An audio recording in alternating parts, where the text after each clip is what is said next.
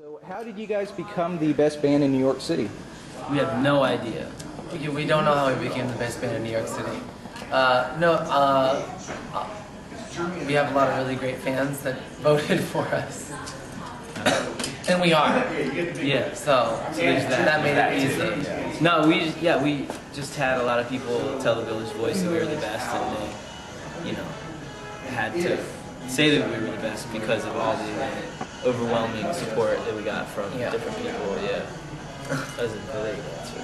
Great answer. So good. Concise. Great. So what was your experience like on MTV's Made? It was great. I was in Denver for like 6 weeks with Michelle, the fabulous 16-year-old girl. These were only they came and filmed like 3 shows. And so that was really the only, as a band, that's all it was. But then I was just hanging out and teaching her in Denver, which was pretty awesome. You guys want to, I guess, move it to Plan A? You guys want to go back to Green Room? Go to the Green Room. Yeah, maybe. Okay, guys, let's try this again. So let's talk about your jewelry line. Sure. Hold on, let me turn my phone off. Since we've come this far, might as well avoid all distractions. Awesome. Jewelry line. For the very first show, we didn't really know what our band was yet, but we knew what it was called and what the logo was, which was obviously Standing Precious Weapons and then Gun and Heart logo. And I had always worked in jewelry stores as a day job, just because why the hell not? And so I knew where to go to get the pieces to make Gun and Heart necklaces, and made them for our first show, and they sold like crazy, and realized that I was onto something. So sold them to a few small boutiques in New York, and then just tracked some people down at Urban Outfitters, and they placed a test order, and I had to figure out how to produce a couple thousand necklaces in 3 weeks, and I had no fucking clue what I was doing. But figured it out with these guys' help, sitting there assembling jewelry in my loft. And then it just kind of blew up from there. And now it's, there's the Diamond Braille line, and there's Diamond Zodiac, and Urban Outfitters, and Hot Topic, and Barney's, and it was kind of an amazing little accident. That's awesome. Yeah. So what's your favorite piece? Probably, the Gun and the Heart necklace, which we've made in really cheap, kind of cheap, and really, really ridiculously expensive. So it's, and it's been in a bunch of magazines, and so it's kind of my favorite. And it's the band logo, so. Cool. Yeah. So what's the story behind the song Her Hair? Her hair. Anybody else want to answer that? Tommy Couture, yeah, I'll tell it. Yeah. We have a friend, this fashion designer named Tommy Couture, and we're hanging out with him, and he told this tale. I think it was his first night in New York City when he moved to New York, right? It was his 3rd night there, but it was the night of the blackout, the big blackout, big New York City blackout. And he went from bar to bar, drinking and making out with various people of various genders, and woke up on a roof.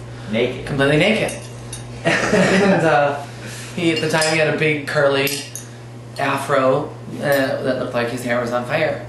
And so that's, That's what inspires Standing Precious Weapons, is people waking up on roofs naked. instead of crying or loving.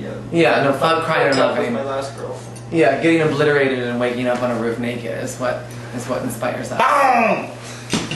That's a good story. So what was it like performing during New York Fashion Week? Great. Can't complain. That was actually really, our big Fashion Week show was really surreal, because not only was it sponsored by Page Six magazine and MAC Cosmetics, but The Real World Brooklyn came. So it'll probably end up on an episode of The Real World, which was actually really fun. And the kids on the show, we don't really know them very well, but from what we know of them, they were a blast. Yeah, they were really cool. See us 3 times? Yeah, they came to 3 different shows, and They're cool. yeah. And we'll be in The Real World, which is hysterical. Awesome. Every kid's dream, really. So what was the first song that you guys each rocked out to growing up? Oh man. Mine was pretty lame. Mine was actually Uptown Girl. Awesome. I like No, that. that's all right. I get a lot of shit for it, but Well, I rock out to Bill and Ted's Excellent Adventure. Yes. That was my inspiration first. Daniel. Man, I don't know. Ooh. Metallica, I guess. Yeah. How to start with Metallica. Metallica? Yeah. I just remembered mine. And I don't think I've ever even told you guys this. Oh, Oh, it's fuck. dark. All right, I'm ready. Do you remember that all-girl hair band, Vixen? No. I was Yeah, obsessed with them. And I had completely forgot that I was obsessed with them until just now. Oh, that doesn't make any sense. I can't see what. I don't understand. Oh my god, that just like blew my mind. I remember playing. I got a drum set for my first birthday, or second birthday, and I remember playing "Come On Feel the Noise" by Quiet Riot. At 2 years old? Yeah, Two. yeah. good Oh one. fuck yeah! I was obsessed with that. It was loud, and my mom didn't like it. And you were 2. Yeah, You two. that's it. excellent. So let's see. What was it like working with producer Tony Visconti? Did I pronounce that correctly? Tony Visconti, Okay. On your debut album, because I know he's produced a lot of albums that we like by David Bowie, T-Rex. Go for it. It was amazing working with him. He didn't say a whole lot. When we were playing something lame or gay, he would tell us. But he would, he would just he wanted us to sound like we do live, and he didn't want to. His producing was not producing really. It was just getting the true sounds of everything and just letting us, go nuts. Yeah, he came and saw he probably saw us like 5 times before we went to the studio, and like the first 3 times he was just coming because he liked it. And then the last 2 times he was coming to like think about making the record. So I think that really, really helped because he just loved what we did live, and that was what we tried to do. Yeah, Do you think you guys might work together again? probably. Yeah. I mean, we definitely want to try to work with as many people as possible, and we're trying to write a record that you can dance the whole way through, which I'm sure he could do if he wanted to. But yeah. Cool. So do you guys have a special message before we go? We hope you all get laid.